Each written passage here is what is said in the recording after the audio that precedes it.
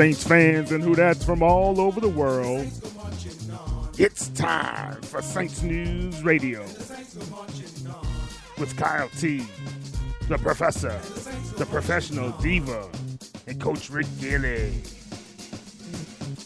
First and 10, let the story begin. It's football Sunday, the Saints marching in. We went from banging our heads to them calling us ain'ts. Now it's who they say they gon' beat them Saints. First round bye, when we make the playoff, everybody hating, cause we get to take the day off. Vince and Boogie, nobody do it better. Now we on our way to our best season ever.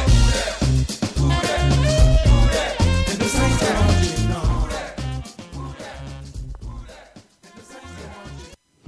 All right, Saints fans and who dads from all over the world. This is Kyle T. Mosley of the Saints News Radio Network. And I'm here tonight with the professional Remy Jones. What's happening, Rem? Hey, Kyle, man, how you doing, man? How is everybody out there? Hello, world. Hello, Who That Nation. You sound like you're in a jolly good mood there, Rem. Hey, man, I'm trying to do my best, bro. You know, we have some bad news that happened yesterday, but you know, that's just all the more reason for some football, man. We need escapism these days. For the next 4 years, we're going to need a lot of escapism. So, NFL, make it good. Saints, make it good. We need y'all to be strong for the next 4 years just so we can escape our reality at least once a week, people. I hear you, man. And we have the diva herself, Sharita Batiste. What's happening, Sharita? Oh, nothing much. Living the dream. Living the dream, living the dream. It ain't ice cream and cream, but it's a dream. Living the dream to make America great again. Bigly. Sarcasm. All right. And we have the professor, Derek Stevens. What's happening, D? Hey, what's up, everybody? Thanks on the road. All right.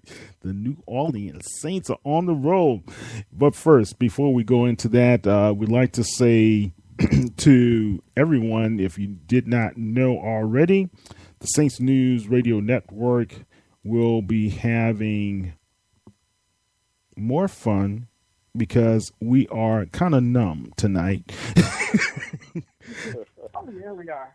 But it's not that we're numb because of the presidential election. It's numb because we have a team that is on the verge of possibly going a lot further than we anticipated 4 weeks ago.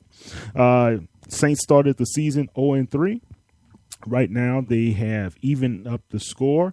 It's 4-4 for the season with 8 games. And I was looking at, was it Football Outsiders? These guys listed the New Orleans Saints for the first 8 games as having the most difficult schedule in the National Football League. And the rest of the 8 games, they rated the Saints as 24th in difficulty for the next 8 games. So, question is, does that prime us for making a run toward the playoffs or possibly challenging Atlanta right now, who's leading the Saints by a game and a half in the NFC South? Or does that put the New Orleans Saints right on the edge? Can we be able to tip over and make some progress to see how we're going to go for the rest of the 2016 season? So let's throw that question out to you, Professor, right now where the Saints are. You listen to some of the stats, and the Saints won against the 49ers 41-23 out in California. How do you feel about these guys? Are the Saints right on the edge, or are they on the verge? Well, man, I think they have an excellent chance because after this game against Denver will be a good test for them.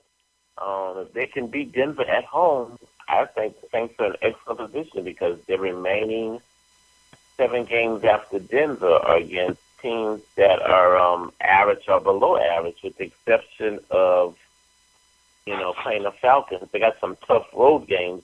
I don't think the Carolina game will be easy on the road, nor the Arizona. But these are all games that if the offense is clicking and the defense can continue to improve and play steady and be opportunistic with getting turnovers, absolutely. They've made it through the hump.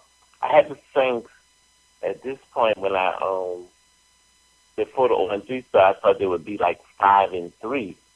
So they're making up for the games they lost because I did not have them beating Seattle, North Carolina. And so that has made up for the Raiders and the Giants games. I had them beating the Falcons. So I'm off by one. And then when they got 0-3, I was like, oh, well, maybe not. But they've turned it around. So let's just hope they can continue with the offense and doing what it's doing, and the defense continue to play solid second-half football like they've been playing. So they're in an excellent position. The Denver game will give us a real test to see where the Saints are, because if it can beat Denver, then because this will be their last really, really strong defense, except for the Rams' front four. But the Rams' offense is not physical. And what I'm seeing from Drew and the offense, I don't think anybody can stop this offense. The only way this offense is stopped is if the Saints derail on their own. Or if they keep throwing to Brandon Coleman. Did you say keep throwing to Brandon Coleman? Now, he's been making some plays lately. He's been making some plays lately. He has. I just like that. Hand yoga. Mr. Hand yoga. Oh, man. Well, Brandon Coleman has been making some plays. The guy that everybody in the NFL is taking note of is our rookie, Michael Thomas, man. That spectacular catch that he had in the end zone. I mean, it was just highlight film, but it also woke a lot of people up in the National Football League. Diva, did you have a chance to see that? I did. I actually Sunday I actually watched the game by myself. I didn't go out anywhere. I stayed in the house and watched it, and I did see that play. Man, and that was an awesome catch. Yeah, awesome catch. Awesome catch. What about you? Awesome catch. He slowly but surely, because like I said, we were. I think I said it a few weeks back that we didn't have anybody that was the build or similar to what we may have lost in a Robert Meacham or Marcus Colston. But slowly but surely, he's solidifying himself as that, because we do have Brandon Cooks, we do have Willie Snead, and they're kind of the smaller of the bunch, but he week by week he's slowly solidifying himself as an awesome draft pick, and I'm just waiting to see how he continues to develop for the remainder of the season. Yeah, exactly. I mean, professional. I was reading about the Saints wide receivers. These guys are now looked at as one of the top talented young receiving core in the National Football League. They're only behind the Raiders receivers right now, man. Do you think these guys have, if they can be able to stay together as well as stay healthy, and we possibly add another reliable piece to that receiving core? Because I know Brandon Coleman is kind of, some games good, some games not, but he's been pretty steady the past couple of games, with his 1 or 2 catches.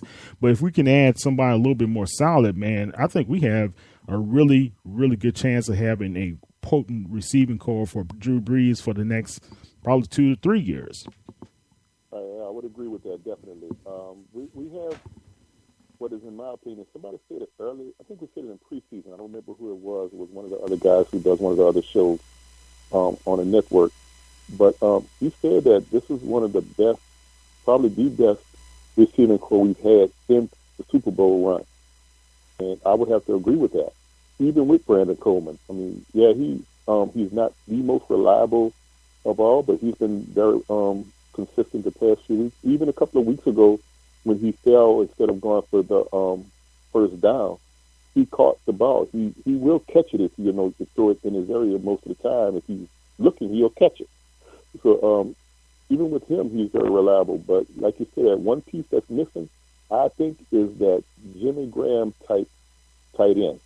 If we had that kind of a threat to add to that core, I think would be great. Now, I think the guys we have, Hill and Fleener, are not doing well. They're doing well, but they're not doing Jimmy Graham, Jeremy Shockey well. And so you believe that one piece is missing is more so from the tight end side? I would say so, yes. Interesting. I mean, Fleener from time to time has those flashes too, but also he has some dropsies going on. Right. And we need that consistency that we have with Graham and Shockey. That's what I'm looking for. And my guy that we got rid of last year, the veteran. Colston. No, not Colston. The tight end. You talk about Ben Watson. Ben Watson, yeah, he was another very reliable one, but he's no longer with us. And if we had somebody to fill that void that Ben Watson left behind, I think we are untouchable. Whenever Drew Brees drops back to pass, who are you going to double cover? Exactly. Well, I mean, was the signing of Kobe Fleener really worth it, Professor? Not right now, not at this time. I mean, he's, not for the amount we paid. Hopefully he can evolve and grow into the position. I personally need more out of him, he and Josh Hill. But they did combine for 7 receptions in the game, so they did contribute. So I guess that's all we can ask. They did contribute. So, but I agree with Remy. It would be great if Kobe Fleener could be more of a threat. And then on those 3rd and 5s and 3rd and 6s, he keeps the drive. So he's improving, but he's not, like Remy stated, past tight end contribution. At this time, not yet. Hopefully the second half of the season, he'll continue to grow and have the playbook down pat. I don't know what's going on with Josh here. That's the one that's really even more puzzling to me at how Josh Hill is, not really doing a whole lot. But well, do you think Josh Hill is more of your blocking tight end, your old school blocking tight end? That's kind of what I see him as. He's not expected to be that. He was supposed to be the replacement of Jimmy Graham, though. When Jimmy Graham left, it wasn't supposed to be Ben Watson. That's why Ben Watson got elevated, because Josh Hill did not improve. Josh Hill was really good the year. The actual blocking tight end is on injury reserve, man. And then the other guy got hurt too, so they're just running with 2 tight ends for right now. They're not even running with 3. Josh Hill was supposed to be the replacement for Jimmy Graham, and then he got beat out by Ben Watson. And they went, evidently the Saints weren't that happy with Josh Hill, and that's why they signed Kobe Fleener. And so I'll take that the 2 of them are given combined, because they did have 7 receptions, like 60-something yards. So I guess we'll have to live with that. And, Yeah. I guess I'll have to live with that. Well, both of them did a little bit better than that, Professor. They had 10 receptions for 82 yards combined. But we do need a little bit more production from somewhere. Who is going to be that 4th receiver? Because Willie Snead was just clutch for the Saints. He was targeted 7 times, caught 3 passes. Michael Thomas was targeted 8 times, caught 5 for 73 yards. He caught 5 for 66 yards. So, Drew Brees had a good mix of spreading the ball out to 10 wide receivers. But right now, man, what do you have to say, Diva, about Mark Ingram? Wow. I'm glad you got it. Fragile feet was on the move. He had a day, didn't he? Fragile feet. Man. He woke up and ate all the spinach and drank all the 5-hour energy and acted like that's how he's been producing